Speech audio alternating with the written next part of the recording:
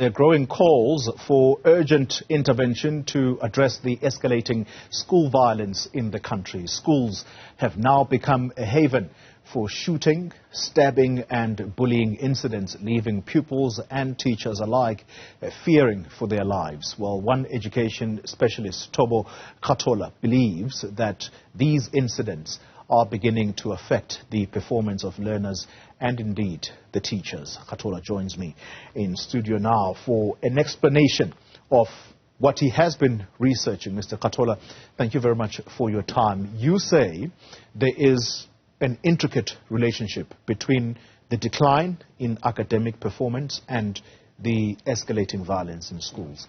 Explain that to us. Yeah, absolutely. Thanks for having me, Mr. Koli, in the studio. And obviously, not in the good circumstances, you know. Sure. We could have been discussing other things which bring a smile to our faces. But yeah, I was able to make a study and just see the correlation between the schools that are sort of victimized in terms of these shootings, violence, stabbings, like you say, and also just the pass rate over the years, the decline in the pass rate over the years. And, you know, I think over and above, you know, this is really a mental health crisis that I really think, you know, because, you know, these students are really bothered. They have a lot weighing in their shoulders, not to justify for them, but, you know, these are things that we can really have a conversation around, you know, just the burden that the students are having. And also just the correlation between their performance and, you know, these distractions that they're having. Yeah, make that correlation for us.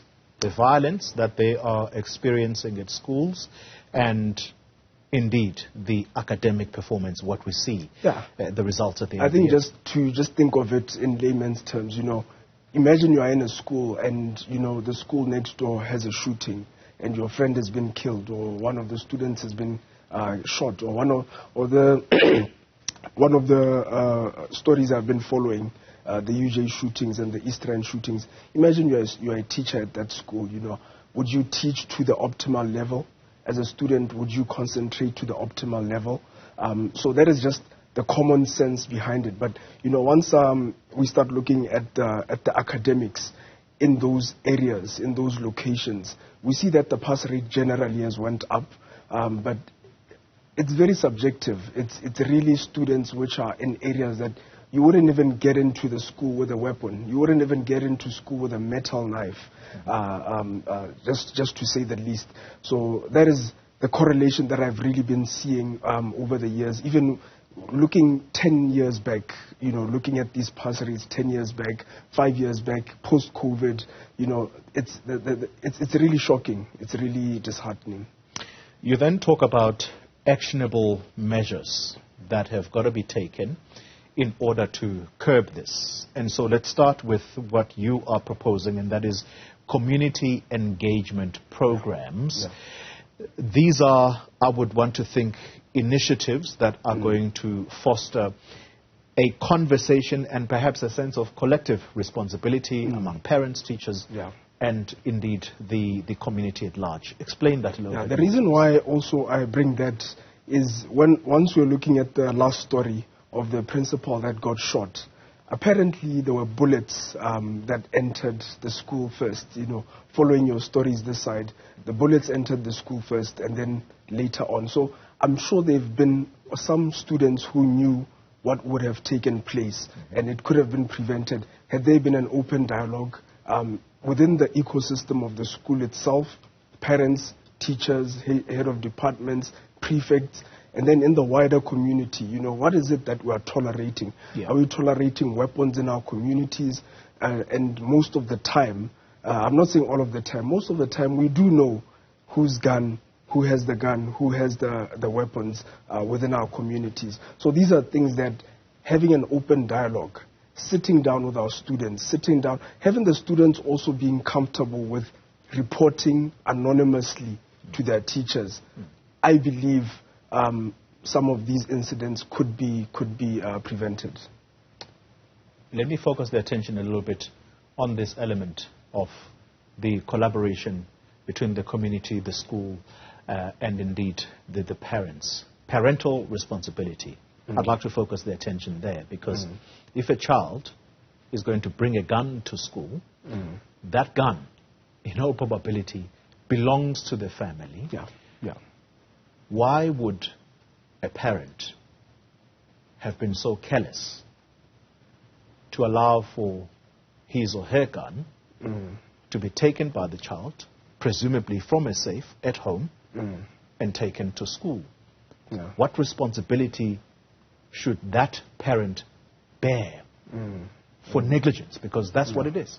It is, and these are minors, the kids are minors.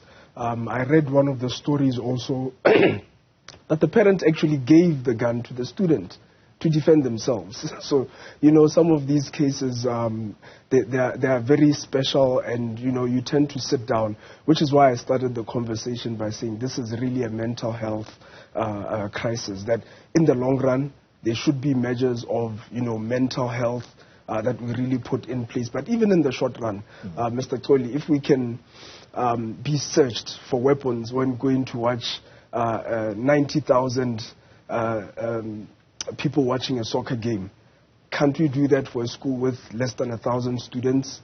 What are we really saying? Can we search people coming 90,000 within a fraction of the time that it takes that we could be searching these students as they get into the premises? So these are some of the things that we could also just implement in the short run. Let's talk then about conflict resolution, because if a student, basically a child, believes that the only way to resolve a tiff between himself and a fellow student is by engaging in violence, then there is something wrong with that child, perhaps even from where he comes from. Conflict resolution. Can we talk about that? What can be done to teach children that there are other ways to solve quarrels? Yeah, we need to, and we really advocate for having school psychologists, people in the school that children are able to vent out, boys and girls. I think not to discount the situation, but even boys. I feel boys are being neglected really, because we tend to spend a lot of time empowering the young ladies, and in terms of de-escalating situations, I think the ladies are actually better than us. So I think we really advocate for that, having psychologists in schools, having even the teachers themselves be able to de-escalate situations. When did we get to a point where I was telling one of my mates that, back in our days, if you had a squabble with a teacher, we used to swear at the teachers. So when did we get from swearing at a teacher to shooting, to bringing a weapon, and even for teachers to also be afraid for their lives, because they are? And that is what one of the variables I was observing, that even teachers are scared for their lives. They are not able to teach to the optimal level that they could. They are not able to discipline, Mr. Toli, because you don't know that you discipline a child, and you don't know how high will their anger levels be for them to bring a gun to school, for them to stab you, So those are some of the variables that we've been studying. And indeed, many of these incidents make it to social media, and you see those video clips trending for days, and that then perhaps brings us to our last point: increased security measures at schools, because I suppose this is the solution, at least for the time being, whilst we inculcate this culture of trying to resolve quarrels, not through fights, but by merely engaging one another. Increased security, is that the solution right now? That is the short term, but I have a long-term solution also. We need to look at the behavior of students. We need behavioral psychologists to be there in our schools.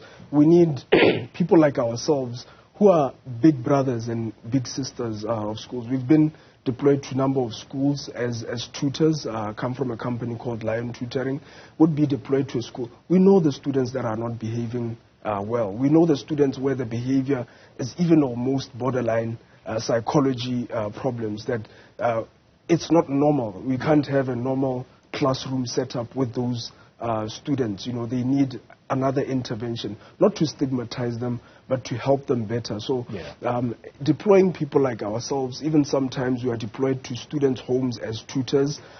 We know the students that have behavioral problems. We know the students who have been traumatized by obviously past incidences that have happened in their lives. And we are not the experts in that because we are educators, but we can always work with experts to say, this is something that we can start working with at a home level, and then it becomes a societal level. Thobo Kathola, let me thank you very much for your time.